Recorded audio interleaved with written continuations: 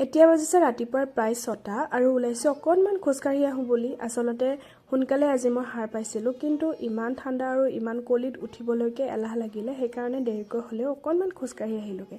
আৰু তাৰ পৰা মুখ হাত ধুই একেবাৰে বহিছোঁহি জুইৰ কাষত।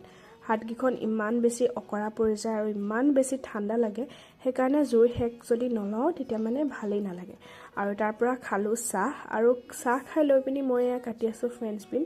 আৰু আপোনালোকক মই আজি এটা কথা কওঁ যে মোৰ এই ইউটিউব চেনেলটোত মইনো দিনটো কি কি কৰোঁ বা ক'লৈ যাওঁ বা কি কি খাওঁ সেইসমূহৰ ওপৰত ভিডিঅ' দিওঁ, আৰু আশা কৰোঁ আপোনালোকে চাই ভাল পায়। আৰু যদিহে ভাল পায় তেতিয়াহ'লে এটা লাইক কৰি যাব, মোৰ বহুত বেছিয়ে ভাল লাগিব। আৰু এয়া দেখিছেনে, এয়া বায়ে আকৌ ঘৰ মানে ঝাৰু দিব আজি, সেইকাৰণে যোগাৰ কৰি আছে, এয়া সূতা বান্ধি লৈছে।